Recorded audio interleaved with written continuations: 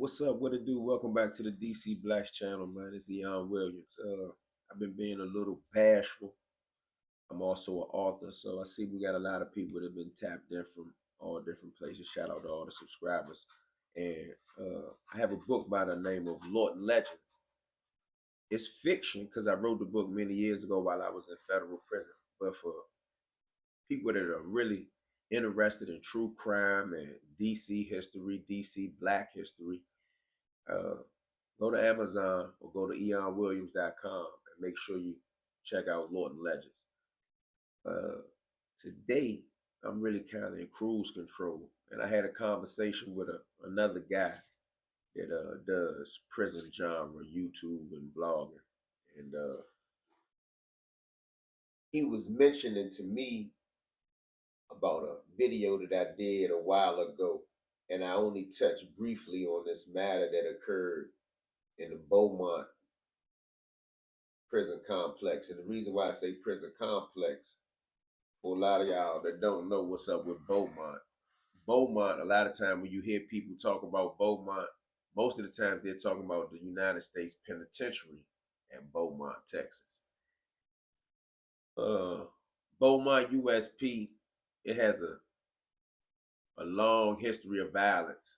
I don't think I have to bring anybody up to speed on that. But at one point in time, going back to about 2005, 2006, inside the federal prison system, Beaumont had a reputation for being Bloody Beaumont. I don't think I got to explain to y'all why they called that joint Bloody Beaumont.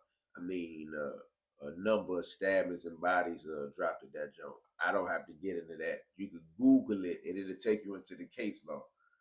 But for people who don't know, the U.S. penitentiaries are like the most serious places in the federal prison system.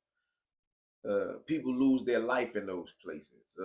Different geographical groups or religious groups or racial groups go to war in these places. So Beaumont is one of those places that people will mention when they talk about these things. Just like if you was talking about the Civil War and someone mentioned Gettysburg or something like that.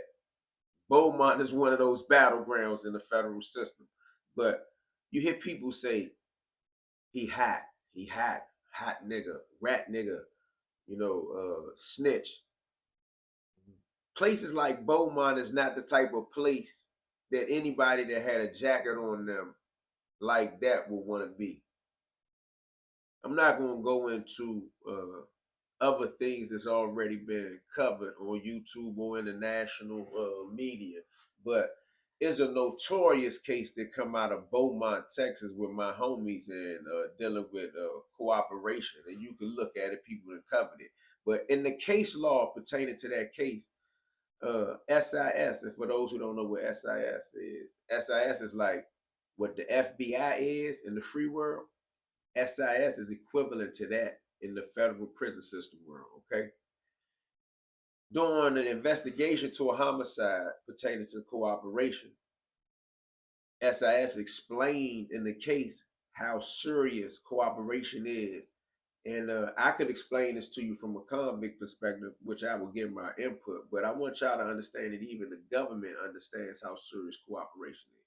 So they had a cooperator that came to Beaumont, and subsequently he was unalived. He was deleted, as they say, on YouTube. But when the case came up and people got to telling some type of way cooperation came up, and the people from Beaumont, the SIS was explaining different people who were in different positions of authority or shot callers and whatnot. And they was just saying that it was amazing, is the word I'm gonna use, because they paraphrased it in another way. They were saying that it was amazing that this particular cooperator slid through the cracks, so to speak, was the example that they made. In the process, I believe he got stabbed like 100 and something times. You can read the case, you can Google it. But I say that to say what type of place Beaumont is. Now,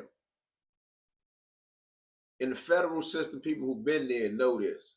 You could go to the feds and end up at a U.S. penitentiary with a life sentence or with a small amount of time, depending on your disciplinary track record.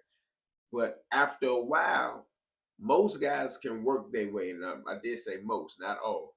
A lot of guys can work their way from a penitentiary down to a medium. I spent 4 years in United States Penitentiary, Lee County. After 4 years there, I was able to step down to a medium and they sent me to West Virginia, FCI Beaumont, okay? That's how the process worked. At the time, I'd been in prison like 9 years.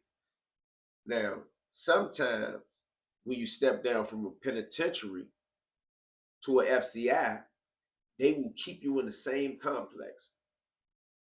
At this era in time, which is the story that I'm telling y'all about, because it's amazing, they took this Hot Boys thing to another level. And I'm not sure if this thing was officially the Hot Boys, but this is what my men be talking about. And I'm going to give you the sources.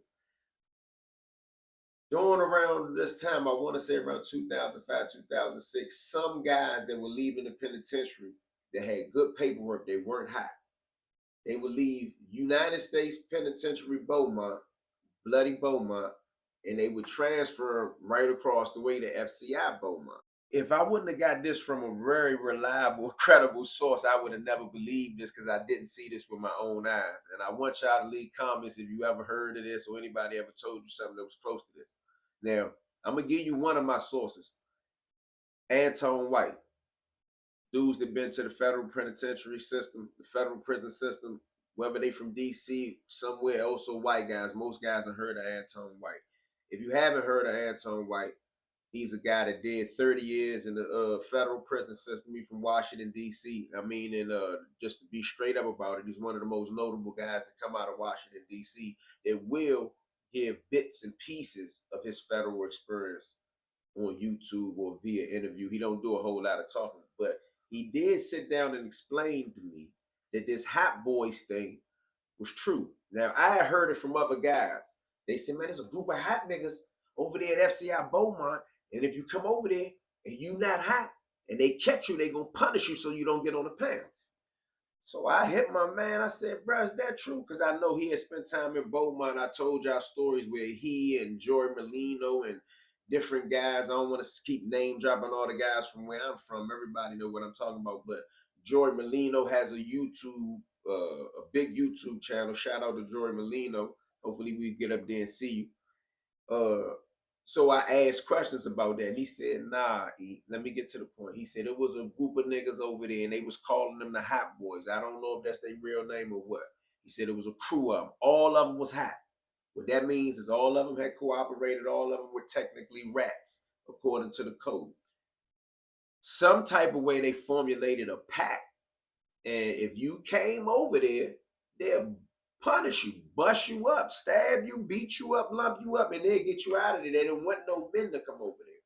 So Tone, I'm not gonna mention the guy's name that came back, but a couple guys came back from FCI Beaumont back to USP Beaumont. Tone said he hollered at him like, Slim, what happened? He said, man, the dude lumped up, like beat up like trash, saying, bruh, soon as we got there, they just jumped straight on me, straight coming out of R&D. Now, they say this happened a number of times. So, of course, me being an inquisitive type of guy that I am, all right, I had never heard of it, and that was crazy to me. But at the same time, I wanted to know what was the end result of it. So, according to the men, Tone being one of them, he said, man, a couple dudes had to slide through the crack over there one by one to see we get over there like they wasn't over there, and then had to punish the whole Hot Boy crew. So, like, when I be telling y'all that these rats will do anything, these rats formulated a crew, a gang to go against the men. I'm telling you, man, it's rats against everybody. But shout out to them guys that sacrificed and took one for the home team and snuck over there from USP Beaumont to clean the rat crew, the killer rat crew, the Hot Boy crew out of FCI Beaumont. If anybody heard of the Hot Boy crew that was beating jokers up that wasn't rats in FCI Beaumont, drop a Joan in the comments. We're gonna do a bigger video on this one. But think about that. Think about you, a guy that went to jail. You didn't tell on nobody.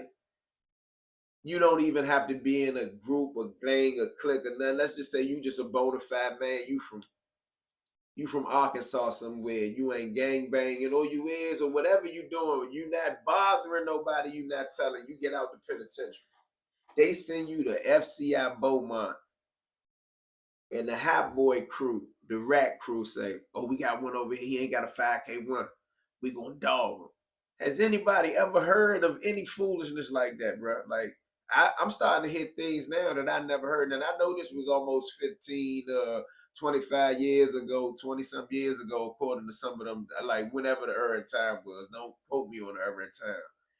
Quote me on the fact that it was a gang of rats running around FCI Beaumont, jumping on dudes that didn't have rat shit in their paperwork. Freedom, man.